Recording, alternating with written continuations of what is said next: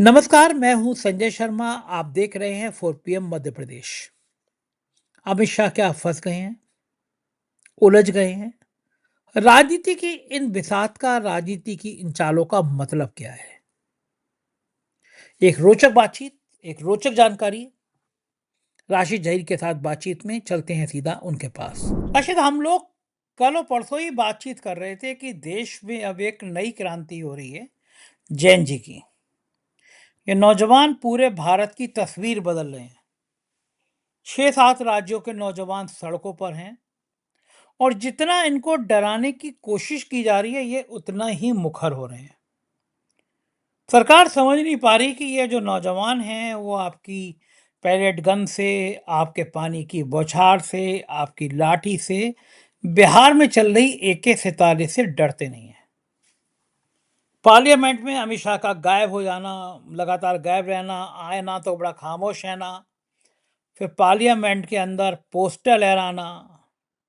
अमित शाह एक बहुत बड़ी मुसीबत में फंसते हुए नजर आ रहे हैं। और मुझे तो राशिद, आप भी बड़ा पॉलिटिकल नज़रों पे, निगाह, खबरों पे नज़र बनाए रहते हो, और मुझे ये कहने में कोई संकोच नहीं है कि शायद ये 2014 के बाद अमित शाह का सबसे खतरनाक दौर है, जब RSS भी उनको निपटाना चाहता है। मेरे सूत्र बताते हैं, नागपुर में मेरे एक मित्र ने बताया कि संघ में भी बात चल रही है कि अब गुजरात लॉबी को किनारे करने का वक्त आ गया है। संघ वो भूला नहीं है JP नड्डा का बयान कि अब हमें संघ की जरूरत नहीं है, और ये गलतफहमी थी विश्व गुरु को कि संघ के हर जगह, हर जिले में 5 स्टार ऑफिस बना दिए गए हैं, मोहन भागवत को 20-20 गणर दे दिए गए हैं, तो मामला खत्म हो जाएगा। तो संघ ने भी संकेत बता दिया है और ये बताया है कि पूरे देश में जो नौजवानों का गुस्सा है वो किसी भी रूप में जा सकता है। तो पहले हम अमित शाह की राजनीति पे बात करेंगे और फिर उसके बाद राहुल गांधी के स्टेप पे बात करेंगे। पहले मैं जानना चाहता हूं कि आपके पास क्या जानकारी है। क्या वास्तव में संघ का कोई ऐसा प्लान है? क्या वास्तव में अमित शाह मुसीबत में घिरेंगे और कैसे निपटेंगे? क्योंकि अब भारतीय जनता पार्टी के सहयोगी दल भी नहीं चाहते कि वो अमित शाह के साथ खड़े हुए नजर आए। आपका क्या मानना है? संजय सर, अमित शाह की जहां तक राजनीति की बात आप कर रहे हैं, तो मैं अपने दर्शकों का ध्यान, अगर यूं कहूं कि 3 से 4 महीने पहले तक ले जाइए और पता कीजिए कि देश के अंदर बड़ी बड़ी घटनाएं क्या थीं। योगी आदित्यनाथ का हटना, रुकना, शिंदे का पार्टी के अंदर शिवसेना के लोगों को आ जाना, उधर फडणवीस को हटाना या रुकना, मतलब तमाम गडकरी से लेकर के इन जगहों पर सबका निपटारा करने की एक से एक लेकर के, शिवराज चौहान से लेकर के योगी आदित्यनाथ, देवेंद्र फडणवीस, तो आपको याद दिखाई देगा और हमारे दर्शक भी थोड़ा रिमाइंड कर पाएंगे कि अमित शाह की खबरें नहीं चलती थीं। अमित शाह अपना काम कर रहे थे और ऐसा कर रहे थे जैसे मक्खन में से बाल निकाल रहे हैं। मैंने कल भी आपके सामने अर्ज किया था कि स्थिति चाहे कोई भी हो, अमित शाह उसे हैंडल करने के लिए सक्षम थे और है भी। लेकिन पिछले कई महीनों से उन्होंने सबका ध्यान इस तरफ लगा रखा था कि प्रधानमंत्री की राह में कोई रोड़ा ना बन जाए। पुराने वक्त की बात अगर मैं आपसे कहूं कि देवेंद्र फडणवीस को ईडी सरकार कहा जाता था, ये तो मानते हैं सब, लेकिन देवेंद्र को कहते थे कि केंद्र में नरेंद्र और महाराष्ट्र में देवेंद्र। अब संघ की पहली पसंद बनते जा रहे थे देवेंद्र फडणवीस। ये बात अलग है कि महाराष्ट्र के बाहर वो बहुत ज्यादा स्वीकार्य नहीं हो सकते, ना है, लेकिन ब्राह्मण चेहरा, पढ़ा लिखा व्यक्ति, और दूसरी बात कॉर्पोरेट में बड़ा शानदार काम, भले वो लोधा वाला जो कंस्ट्रक्शन वाला है उसको ही नाला सोपारा से लेकर के चले गए थे वहां स्वीडन में। तो ये सारी चीजें वो पूरी कर रहे थे जो प्रधानमंत्री पद के लिए फिलअप करने के लिए जरूरी होती है। बस यहीं पर अमित शाह के दिमाग में उनकी खटक गए कि ये आदमी योगी के बाद एक नया आदमी है, तो वो सबको ठिकाने लगाए हुए थे। नितिन गडकरी का तो चलता ही रहता है, योगी आदित्यनाथ अपनी जगह ठसक बनाए रखते हैं। तो ये अमित शाह पर्दे के पीछे से कर रहे थे। ये पहला मौका ऐसा है इन 3 से 6 महीनों के बीच में जब अमित शाह फंस गए, और फंसे ऐसे कि संसद में अमित शाह गायब हैं के नारे और पोस्टर लगे आज। अमित शाह कहां गायब हैं? अमित शाह जवाब दो, अमित शाह इस्तीफा दो। यानी कि अब सारे उनके काम निमटने के बाद सबकी जो सुई है वो अमित शाह पर आ गई, और अमित शाह की जो आंख थी वो अर्जुन की तरह मछली की आंख पर थी कि मोदी जी के बाद मैं ही हूं और तो कोई है ही नहीं। तो ऐसे में वो इतनी बुरी तरीके से फंस गए हैं कि संसद के अंदर तमाम सांसदों ने उनकी गायब होने का, ये पहली बार हुआ है कि अमित शाह गायब है। अभिमान नरेंद्र मोदी को गायब बाद में पूछ रहे हैं, वो पहले अमित शाह के बारे में पूछ रहे हैं, क्योंकि अमित शाह ही वो सूत्रधार हैं जिन्होंने दिल्ली से लेकर के कहीं और तक भी अपने पीछे पर्दे पे रह के काम किया, और पैलेट गन से लेकर के AK-47 तक की तमाम चीजें। नो डाउट वो बिहार का गृह मंत्री और बिहार का चीफ मिनिस्टर जिम्मेदार है, लेकिन दिल्ली के अंदर तो सीधे सीधे अमित शाह जिम्मेदार है। उन बच्चों को लेकर राहुल गांधी का आना, वो मैं बाद में जरूर बताऊंगा कि जैन जी को किस प्रकार से डायरेक्टली राहुल गांधी संबोधित करने जा रहे हैं। उनका कोई चेहरा नहीं था, ये भी मैं बताऊंगा, लेकिन पहले अमित शाह की बात मैं पूरी कर लूं सर। कि अमित शाह जी ने पूरे देश का ध्यान भटका रखा था, और सुबह ही वहां पर जो गोदी मीडिया है वहां पे हमें बताते हैं लोग कि सुबह ही आ जाता पूरा प्रोग्राम और क्या क्या चलना है। कभी योगी छाए हुए हैं, कभी नितिन गडकरी छाए हुए हैं, कभी शिवराज छाए हुए हैं, कभी देवेंद्र फडणवीस छाए हुए हैं। मतलब इनके आगे वो अपना काम करते चले जा रहे थे। अब पहली बार इतने बुरे फंसे कि संसद से लेके सड़क तक, दिल्ली में भी कह रहे हैं इस्तीफा दो, पटना में भी कह रहे हैं इस्तीफा दो, सरकार है वहां पर सम्राट चौधरी की, लेकिन इस्तीफा मांगा जा रहा है अमित शाह का। दिल्ली के अंदर तो चलो हम मान सकते हैं भाई डायरेक्ट उनका मामला है, लेकिन हर जगह देश में कहीं भी आप चले जाइए, इलाहाबाद है, बिहार है, नागपुर नागपुर तक, बल्कि मैं आपको बताऊं सर, परसों तरसों की खबर, अहमदाबाद के अंदर लोग सड़कों पर आ गए, जहां से ये बहुत मतों से जीते हुए हैं। तो अब अमित शाह की सीधे सीधे जवाबदेही देश को पहचानने में मदद कराई है जैन जी ने भी, राहुल गांधी ने भी, विपक्ष के नेताओं ने भी। और वो समझ लिया कि यार मोदी जी नाम का तो शायद मुखौटा है, चलाने वाला तो कोई और ही व्यक्ति है। अब धीरे धीरे इनके समझ में आ रहा है, ये मेरी दुआ है कि डीप स्टेट तक चले जाएं, ये जॉर्ज सोरस को छोड़ के डीप स्टेट तक चले जाएं, तो इन्हें पता चल जाएगा असल बात भी। बहरहाल, तो अब अमित शाह को सीधे सीधे आरोप भी लगने लगे हैं, उनको घेरा भी जाने लगा है। और हैरत की बात यह है कि अमित शाह हकीकत में नदारद हैं, और आकर के जवाब दो, बड़ी बड़ी विषम परिस्थितियों को तुमने संभाला है। लेकिन पता नहीं ऐसा क्या हो गया कि उनको लग रहा है कि मैं सदन में जाऊंगा और ये आवाजें इतनी तेज हो जाएंगी कि अगला कदम आरएसएस तो तैयार रखे बैठा, बस सिग्नेचर होना है। और वो मतलब लोग कहते हैं, हमारी तरफ ऐसी कोई बात नहीं है। प्रधानमंत्री भी बहुत दिनों से सोच भी रहे होंगे कि यार ये आसपास, देखिए एक बात मैं आपको बताऊं, कितनी भी अच्छी दोस्ती हो, वो 3 इडियट्स का एक डायलॉग था सर, माफी चाहूंगा, उसमें कहा था कि जब वो पास हो गए, कह रहे हमें पहली बार पता चला कि जब दोस्त पास हो जाता है तो ज्यादा तकलीफ होती है उसके फेल होने से, नहीं, वो और वो लाइन फर्स्ट आ वो गया था। लाइन वो लाइन थी कि दोस्त फेल हो जी जाए तो बुरा लगता है, लेकिन अगर हाँ, दोस्त टॉप कर ले तो उससे भी बुरा लगता है।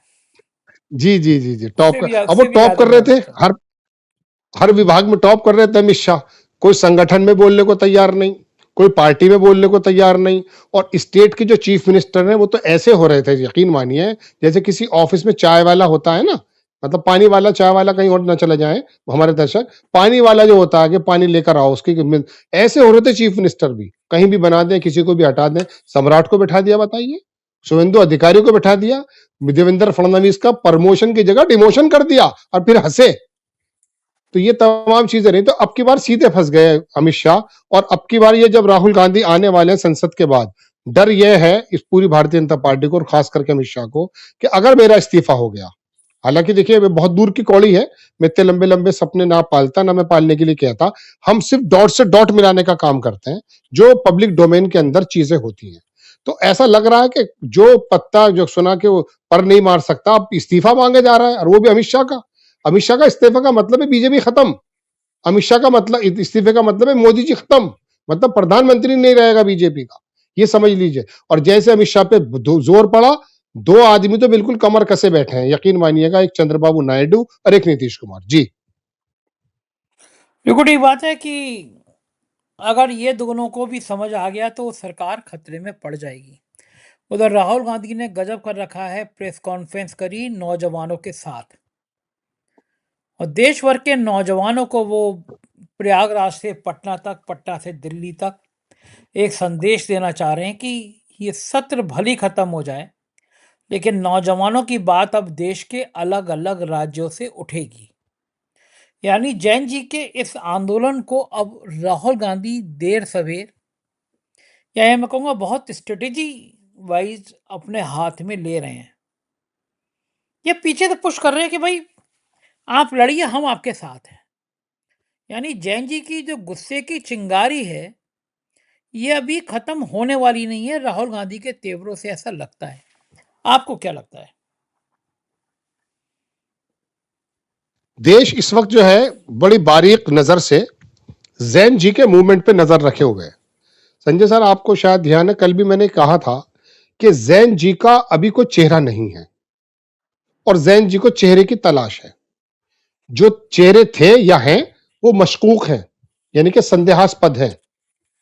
यहां पर राहुल गांधी ने जो प्रेस कॉन्फ्रेंस की है, राहुल गांधी के इर्द गिर्द लोगों ने देखा, बहुत लोगों ने चलाया, हमारे फोरम पर भी चला है वो। उसमें उन्होंने अलग अलग स्टेट से आए हुए प्रोटेस्टर इस्तेमाल किया शब्द। उन्होंने ना ये कहा कि मेरी पार्टी का कोई बंदा है, वो है ही नहीं। वो अलग अलग जगह के जो प्रोटेस्टर हैं, उनकी जो कमान संभालने वाले बच्चे बच्चियां हैं, दरअसल वो राहुल के इर्द गिर्द खड़े थे। तो राहुल गांधी ने ना काकरोच शब्द का इस्तेमाल किया है। उसने कहा देश का जैन जी, देश के जो प्रोटेस्टर्स हैं, ये इकट्ठे होकर आ गए और इनके सामने, मैंने कल भी एक बात कही थी आपसे कि कई तरह की बगावतें हैं। खाली जैन जी की बगावत अगर मोदी जी समझ रहे हैं तो गलत है। दरअसल इस जैन जी के पूरे प्रदर्शन को सोशल मीडिया ने जिस प्रकार से सुपर डुपर, या मैं कहूंगा सुपर से भी ऊपर कर दिया है, वो दरअसल सोशल मीडिया है। सोशल मीडिया पर हुआ है पूरा जैन जी का।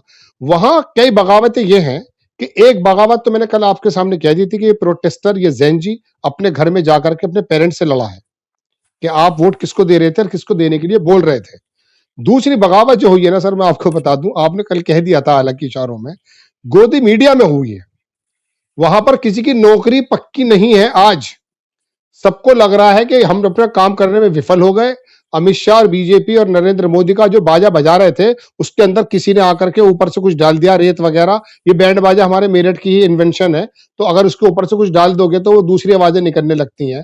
तो ऐसे में उनको पता कि हमारा बाजा कुछ अलग सुर बजाने लगा है, तो उनकी नौकरियां, तो उनका पूरा जो गोदी मीडिया का एक चक्र था देश में, उसके अंदर बगावत पैदा हो गई है। आम आदमी गोदी मीडिया को देखना नहीं चाहता है।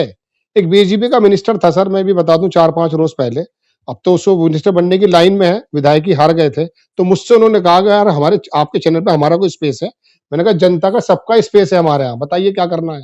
कह रहे जी हमारी बात हो जाएगी। मैं कहा सबकी बात होती है हमारे यहाँ, तो बात बताइए, तुम्हारा एजेंडा तो चलेगा नहीं।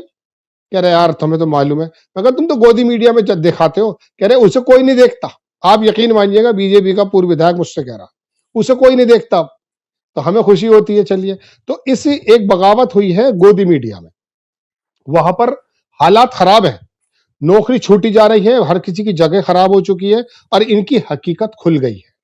तीसरी बात जो मैं बता रहा हूं ना सर आपको, वो बड़ी इंपॉर्टेंट है, जो जैन जी ने समझा है और इससे पहले जो हमारे वर्ग था वो नहीं समझ पा रहा था। वो था हिंदुत्व के अंदर जो एक बगावत हुई है। नारे लग रहे थे श्री रामचंद्र जी के, उनकी पिटाई कर दी गई है वहां पर जंतर मंतर पे। दरअसल वो समझ गए थे कि ये नारे लगाने वाले क्या चाहते हैं, इस नारों के पीछे उनकी मंशा क्या है। हिंदुत्व का मुखौटा हटा, गोदी मीडिया का मुखौटा हटा, घरों के अंदर बगावत पैदा हो गई। और ये जो राहुल गांधी ने कह दिया था कि जब मुझे पकड़कर ले गए पुलिस वाले, तो उन्होंने मेरे कान में कह दिया था कि सरकार को हटा दो। यानी कि ये बात सही साबित हो रही है कि ये जो ब्यूरोक्रेसी है, ये ब्यूरोक्रेसी भी बहुत परेशान है इस तानाशाही माहौल से। तो अब जैन जी को एक रुख मिल गया है राहुल गांधी का, और Rahul Gandhi step by step चल रहा है। एकदम वो जैन जी को पुकारना नहीं चाहते हैं। आप देखिएगा 8 तारीख में या 9 तारीख में जब ये लोग इकट्ठे हो रहे हैं, चूंकि इलाहाबाद में भी होने वाला है, अभी कोटा में बड़ा शानदार प्रदर्शन था, राहुल गांधी कहीं बिजी थे तो बीच में नहीं कर पाए। तो अब ये उन्होंने आह्वान जो किया है, वहां पर अगर विपक्ष के लोग इकट्ठे हो गए और जैन जी धीरे धीरे ही सही अगर वहां आ गया, तो ये एक रूप ऐसा हो जाएगा कि वो जो शुरुआत में काकरोच पार्टी का जो लोग आके कुछ खड़े हुए थे, उनकी संख्या पर नजर कर रहे थे, तो धीरे धीरे वो संख्या बढ़ती चली गई थी। ऐसे ही राहुल गांधी अगर वहां पर इकट्ठे हो गए, विपक्ष के नेता वहां पर आ गए, और जिस तरह से बिहार में, पटना में, इलाहाबाद में, नागपुर में, झारखंड में एक अजीबोगरीब आग लगी हुई है। यहां से अगर ट्रेनें भरकर आने लगी, तो दिल्ली का माहौल फिर वही जंतर मंतर से ज्यादा बीजेपी के लिए भयावह हो जाएगा कि इनकी समझ में नहीं आएगा कि अब किसका इस्तीफा करें। अब फिर उस वक्त एक ही इस्तीफा नजर आएगा, जिसकी बात संसद से लेके सड़क तक हो रही है कि अमित शाह इस्तीफा दो। और अमित शाह का इस्तीफे का तो आपको मालूम ही है, मैंने बहुत कहानी बड़ी जल्दी समेट दी, इसे बड़ा लंबा विस्तार भी दिया जा सकता है, लेकिन सच बात यह है कि ये रास्ता तो वही जा रहा है। मैं इस बारे में नहीं कहूंगा उसका इस्तीफा होगा, क्योंकि वाकई बड़ी दूर की कौड़ी है, लेकिन रास्ता वही है। ये बात मैं श्योर हूं कि 8 तारीख के 9 तारीख के बाद दिल्ली का पूरा माहौल पूरे देश में बदलने वाला है। और अब इनको जरूरत भी नहीं है, इनके सबके जैन जी के मोबाइल और छोटे छोटे यूट्यूबर वहां पहुंच जाते हैं बेचारे, अपनी उनको भी काम करना है। तो अच्छा, लेकिन एक सही कॉज के लिए जा रहा है। निर्भया में मैं गया सर, एक सही कॉज के लिए तो गया था, मैंने भी मोमबत्ती उठाई वहां, मेरा दिल्ली करीब है, मैं गया वहां पर, पूरा देश एकजुट था, वहां किसी के खिलाफ नहीं था मामला, वो देश के पक्ष में था कि आखिर चल क्या रहा है। लेकिन हमें नहीं मालूम था कि वाकई ये पीछे आरएसएस क्या कर रहा है, बाकी लोग क्या कर रहे हैं। जी बिल्कुल ठीक कह रहे हैं। और उधर सरकार की बेशर्मी की हद देखिए। राम मंदिर सबसे बड़ा ब्रांड था, भगवान राम के नाम को कहाँ का नहीं बेचा।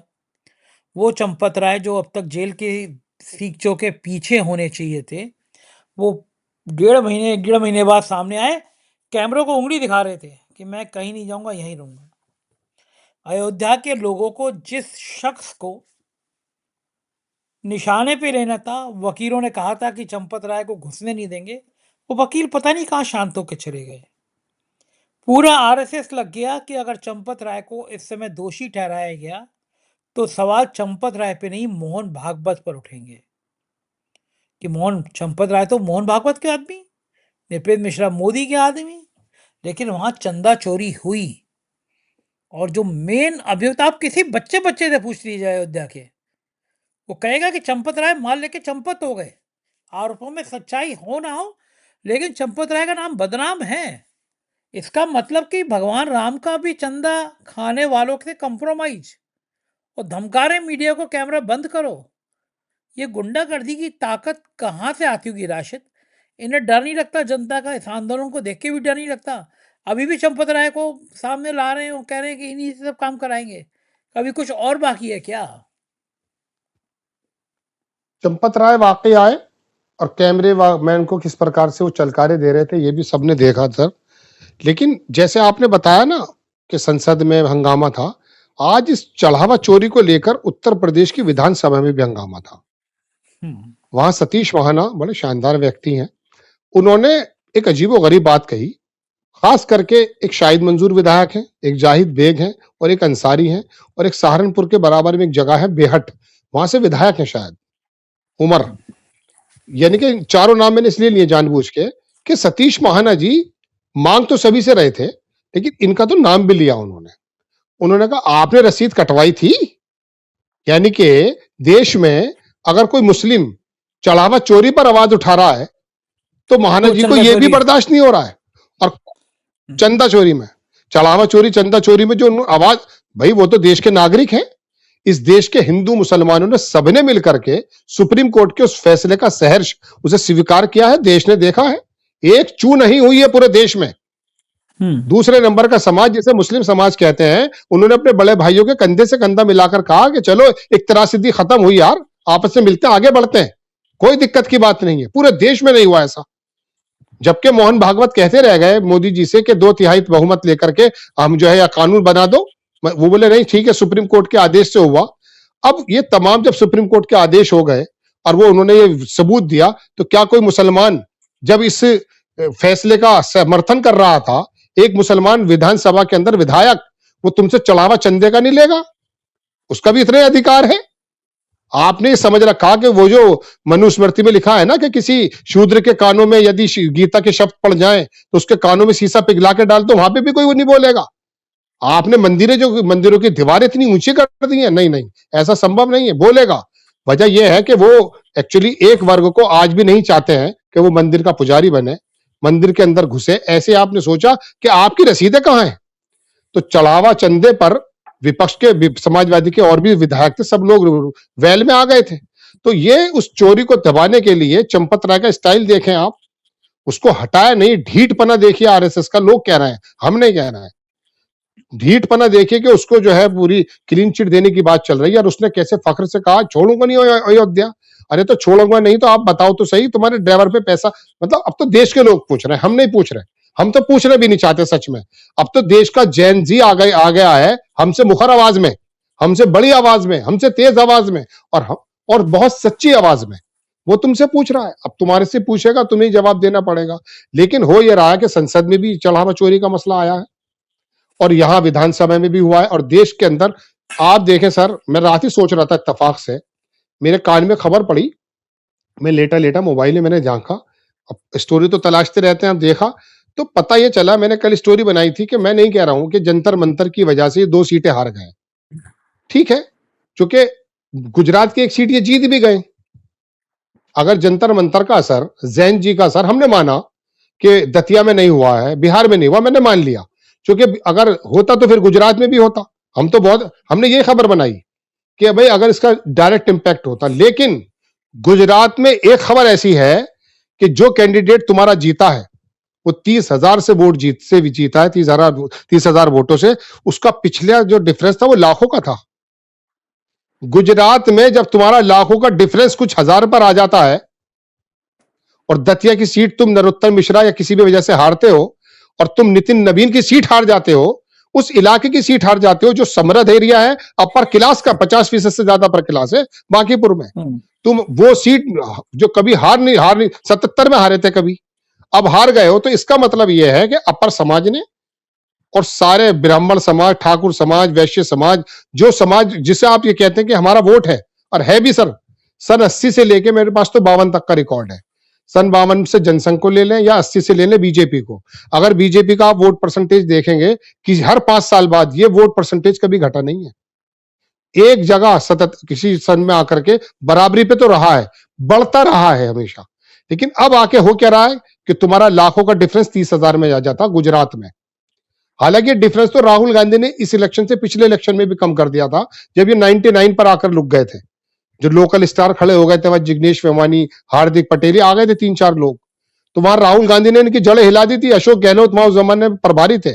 तो अब ये अपर समाज भी, जैन जी भी एक तरफा होकर बात कर रहे हैं कि बहुत हो गया हिंदू मुस्लिम, अब तो तुम्हें इसका भी हिसाब देना पड़ेगा, चूंकि तुम इसी बात को लेकर आए थे। और सर एक बात और भी है, ईश्वर का, भगवान का फैसला भी कोई चीज होती है।